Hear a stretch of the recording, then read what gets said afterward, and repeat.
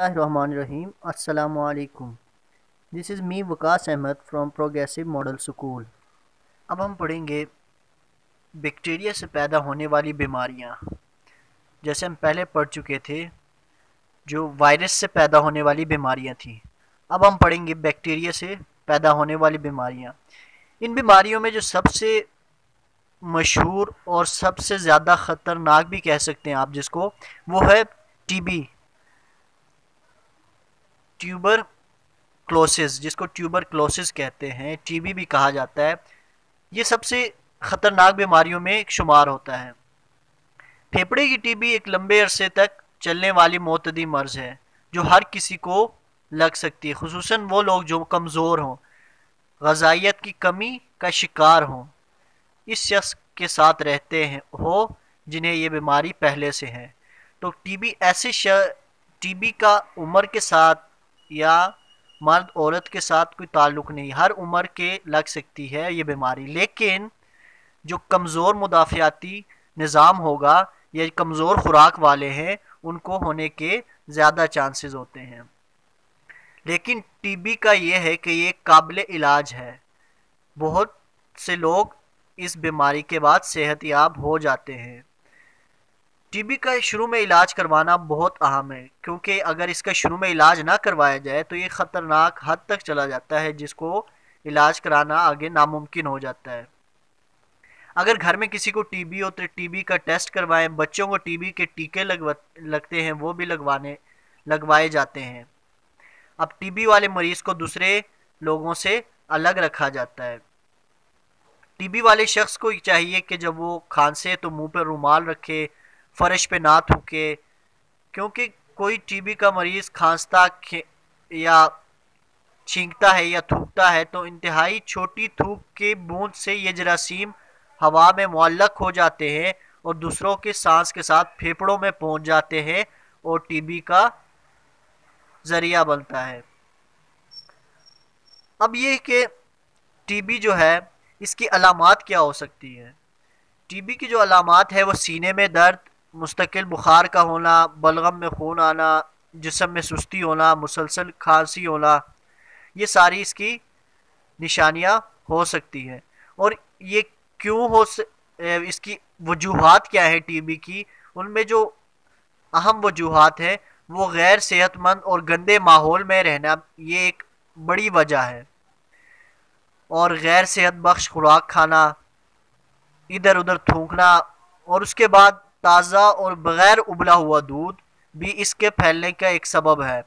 तो दूध बग़ैर उबाले हुआ जो होता है वो भी टीबी के फैलने का एक सबब है। इससे ज़्यादातर मुतासिर जो होते हैं वो फेफड़े होते हैं और इसको काबू किया जा सकता है, जिसके लिए दवाइयों का टीके भी है। उसके अलावा मुनासिब खुराक से जो मरीज़ है उसको अलग रखा जाए और बच्चों को टीके लगवाए जाए, तो इस तरह इस बीमारी से बचा जा सकता है। उसके बाद जो दूसरी बड़ी बीमारी है वो गोफिंग कफ्स, जिसको काली खांसी भी बोलते हैं, ये ज़्यादातर शीर ख्वार बच्चों की बीमारी है। अब इनकी अलामात क्या हो सकती हैं। इसकी अलामात में 8 मिनट तक मुसलसल खांसना, जिसके बाद सीटी की आवाज़ के साथ फेफड़ों में तेज़ी से ये दाखिल होती है, शदीद खांसी, और उसके बाद कमज़ोर हो जाना और बिल्कुल हड्डियों का ढांचा रह जाना। अब ये फैलती कैसे है। जब एक मरीज़ होता है काली खांसी वाला, जब वो छींकता है, बोलता है, तो इंतहाई छोटे छोटे थूक की बूंदों से ये जरासीम हवा में फैल जाते हैं और सेहतमंद बच्चों की सांस में शामिल होकर उनकी फेफड़ों तक पहुंच जाते हैं और ये बीमारी का बायस बनते हैं। अब इस बीमारी को इससे बचने का तरीका ये है कि बच्चों को इससे बचने के लिए हिफाजती टीके लगवाए जाएं। अब इस मकसद के लिए डीपीटी वैक्सीन के टीके लगाए जाते हैं। ये एक प्रोग्राम के तहत लगाए जाते हैं, मुख्तलिफ डोज दी जाती है। पहली खुराक जो दी जाती है वो 6 हफ्ते की उम्र में दी जाती है, दूसरी खुराक 10 हफ्ते की उम्र में बच्चे को दी जाती है, जबकि जो आखिरी खुराक है, तीसरी खुराक है, वो 14 हफ्ते में दी जाती है, और जो बूस्टर जो आखिरी खुराक है वो 18 माह की उम्र में वो टीका लगा के इसको दी जाती है। اس ٹیکوں کا کورس کروانے کے بعد اس کو کنٹرول کیا جا سکتا ہے۔ اگر اس کا بروقت علاج نہ کیا جائے تو یہ پھیل کے نمونیا کی شکل اختیار کر جاتی ہے۔ اب ٹی بی میں آگے 3 قسم کی ویکسین ہوتی ہے، جس طرح اس کی ویکسین کا نام ڈی پی ٹی ہے۔ تو ڈی پی ٹی جو ہوتا ہے یہ 3 ورڈ سے ڈی پی ٹی سے بنا ہے۔ ڈی جو ہے یہ ڈفتیریا کے لیے یوز کیا جاتا ہے، جس کو خناق بھی بولا جاتا ہے۔ پی جو ہے پرتھوسس کے لیے یوز، جس کو پرتھوسس، جس کو کالی کھانسی بھی اکثر بولتے ہیں۔ اور ٹی جو ہے یہ ٹیٹنس جو ہوتا ہے یہ ٹی اس کو ڈینوٹ کرتا ہے۔ یہ 3 قسم کی ویکسین یوز کی جاتی ہے۔ اب جو پہلی ہے وہ ہے ڈفتیریا۔ اب یہ بیماری دنیا میں یکساں طور پر پائی جاتی ہے، لیکن ترقی یافتہ ممالک ہیں ان میں اب یہ تعداد کم ہو گئی ہے۔ یہ بیماری شروع کہاں سے ہوتی ہے؟ یہ شروع ہوتی ہے زکام، بخار، سر درد اور گلے کی خرابی سے شروع ہوتی ہے۔ اب اس بیماری کو کنٹرول کرنے کا یہی طریقہ ہے کہ وقت پر اس کو ٹیکے لگائے جائیں۔ اب یہ کیا کرتی ہے؟ اس بیماری کے بیکٹیریا ناک کے اندر کی حفاظتی جھلی کے خلیوں پر حملہ آور ہوتے ہیں اور پھر گلے اور سانس کی نالی کو بھی متاثر کر کے سوجن کا سبب بنتے ہیں۔ اس طرح بچے کی خوراک اور سانس کی نالیاں بیکار ہو جاتی ہے۔ اس کے بعد جو دوسرا ہے وہ ہے ٹیٹنس۔ ٹیٹنس ایک اچانک لگنے والی بیماری ہے۔ یہ بہت خطرناک اور مہلک بیماری ہے۔ اس کا یہ ہوتا ہے کہ انسان کے جسم میں ان کا داخلہ زخم یا خارشوں کے ذریعے ہوتا ہے۔ جب ایک بار یہ جسم میں داخل ہو تو ان کی افزائش بہت تیز ہو جاتی ہے۔ یہ ایک زہریلا مادہ ہوتا ہے جو بہت زیادہ تیزی سے پھیل جاتا ہے۔ اس کا کیا ہوتا ہے کہ اس کے مادے کے داخل ہونے کے بعد بیماری میں جسم کے تمام پٹھے سخت ہو جاتے ہیں اور جو تمام عرصے میں سخت ہی رہتے ہیں، اور بعد میں پٹھوں میں شدید جھٹکے لگتے ہیں جس سے مریض کو بہت درد محسوس ہوتا ہے، جیسے لاک جا جسے کہتے ہیں۔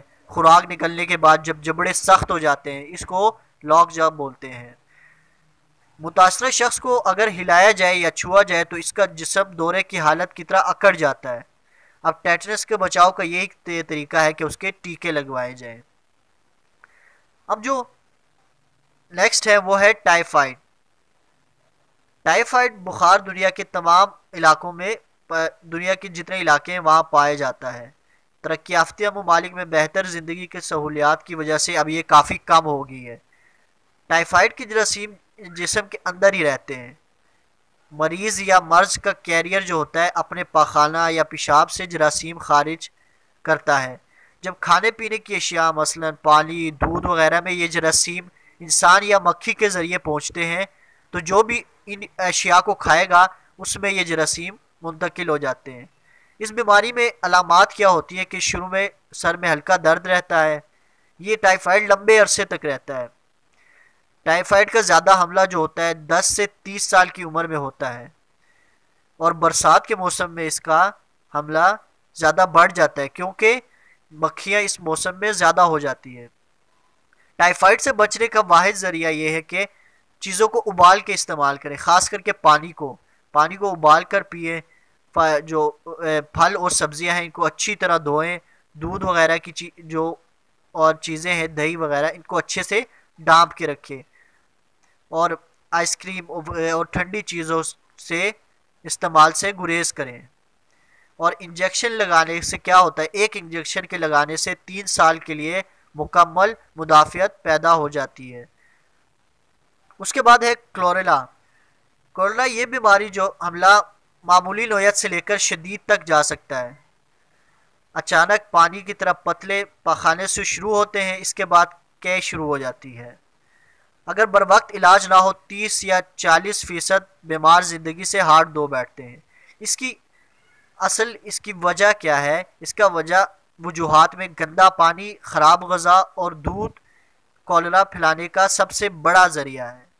تو اگر اس بیماری کو کنٹرول کرنا ہے تو صاف پانی پینا چاہیے اور اچھی خوراک، اچھا غذا ہونی چاہیے، صاف ستھرا ماحول ہونا چاہیے، ہاتھ اچھی طرح صابن سے دھونے چاہیے تاکہ اس بیماری سے بچا جائے۔ اس کے بعد آتا ہے فنگل انفیکشن. فنگل انفیکشن میں یہ آتا ہے کہ وہ جسم کے کسی بھی حصے کو متاثر کر سکتی ہے. وہ جسم کے کوئی بھی حصہ ایسا ہو سکتا ہے جو اس سے متاثر ہو، چاہے وہ پاؤں بھی ہو سکتے ہیں، ہاتھ بھی ہو سکتے ہیں. اب اس میں جو آتا ہے، دیکھیں پہلے جو آتا ہے اس میں وہ رنگ وارم آتا ہے. رنگ وارم زیادہ تر گول دائرے کی صورت میں ظاہر ہوتے ہیں، اسی لیے ان کو رنگ وارم کہا جاتا ہے. ان میں اکثر خارش ہوتی ہے، سر کے حصے میں ہو تو سر کے بال جھڑ جاتے ہیں. فنگس اگر ناخنوں میں ہو تو ناخن موٹے، کھردے اور بدنما لگتے ہیں. اور یہ ایسی بیماری ہے جو مہلک، جو ایک انسان سے دوسرے کو لگ سکتی ہے. اب فنگل انفیکشن سے متاثرہ شخص کو دوسرے صحت مند شخص کے ساتھ مت رکھے، اس کو دور رہنا چاہیے.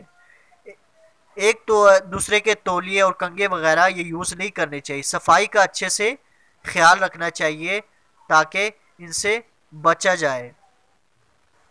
اس کے بعد پیراسائٹس کی وجہ سے جو بیماریاں ہوتی ہے، جو کیڑوں کی وجہ سے، مچھروں کی وجہ سے، یا جو اڑنے والے ہیں کیڑے وغیرہ، ان کی وجہ سے جو بیماریاں ہوتی ہیں، ان میں سب سے جو مشہور ہے، جو سب سے زیادہ نقصان دہ ہے، وہ ملیریا ہے.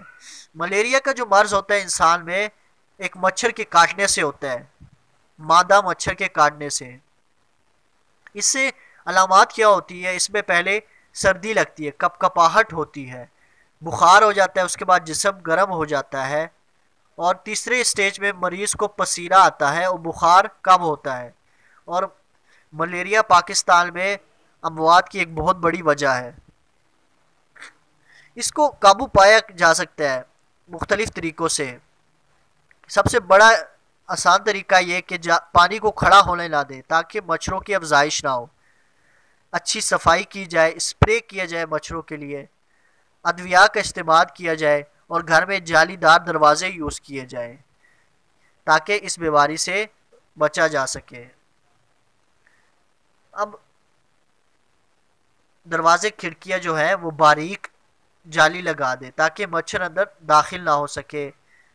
اسپرے کرتے وقت سامان کمرے سے باہر نکالے اور اچھی طرح اسپرے کرے تاکہ مچھروں کا خاتمہ ہو سکے. اس کے بعد ہے راؤنڈ وارم.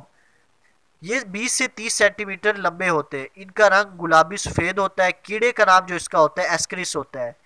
یہ راؤنڈ وارم جو ہوتا ہے یہ ایسکرس ہوتا ہے، اور یہ دنیا کے ہر علاقوں میں پائے جاتے ہیں. یہ 8 سال سے کم عمر بچوں میں عام ہیں، ان میں زیادہ پایا جاتا ہے. جب اس کیڑے کے انڈے خوراک، پانی یا گندے ہاتھوں کے ذریعے جسم میں داخل ہوتے ہیں تو یہ کمزوری اور جسم میں زرد پن کا سبب بنتے ہیں، اور ہیاتین اے کی کمی واقع ہو جاتی ہے، وٹامن اے کی کمی واقع ہو جاتی ہے، جس سے بچوں کی نظر بھی کمزور ہو جاتی ہے. یہ کیڑے جسم کے ایک حصے سے دوسرے حصے جاتے رہتے ہیں. اس سے یرکال ہونے کا بھی خطرہ ہوتا ہے، نمونیا اور اپینڈکس ہونے کا بھی خطرہ ہوتا ہے. اس سے بچنے کا آسان طریقہ یہ ہے کہ کھانے پینے سے پہلے ہاتھ اچھی طرح دھو لیں، پانی کو ابال کے یوز کریں، پاخانے اور پیشاب وغیرہ کے محفوظ اخراج کا انتظام ہونا چاہیے، صفائی کا اچھا انتظام ہونا چاہیے، اور ڈاکٹر سے وقت پر رجوع کرنا چاہیے. اس کے بعد جو ہے وہ تھریڈ وارم ہے. یہ بہت پتلا دھاگا نما اور 1 سینٹی میٹر لمبے کپڑے کے کیڑے ہوتے ہیں. ان کا رنگ سفید ہوتا ہے. یہ 19 کے گردش کرتی ہے. یہ اینس سے تھوڑا باہر ہزاروں کی تعداد میں انڈے دیتی ہے اور اسے کی گرد گھومتی رہتی ہے. خصوصاً رات کے وقت جب بچہ خارش کرتا ہے تو انڈے اس کے ناخنوں کے نیچے چپک جاتے ہیں. اس طرح انڈے اس بچے اور دوسرے بچوں کے منہ تک پہنچ جاتے ہیں. اب یہ کیا ہوتا ہے؟ یہ کیڑے خطرناک نہیں ہوتے، لیکن اینس پر خارش بچے کی نیند کو خراب کر سکتی ہے. ہر پخانے کے بعد اور صبح جاگنے کے بعد بچے کے ہاتھ، پاؤں اور پخانے وغیرہ جو ہیں وہ اچھی طرح دھو لیں. ناخن جو ہیں وہ اچھی طرح کاٹیں. بچے کے کپڑے اچھی طرح بدلتے رہیں، صابن سے اچھی طرح دھوئیں تو اس بیماری سے بچا جا سکتا ہے.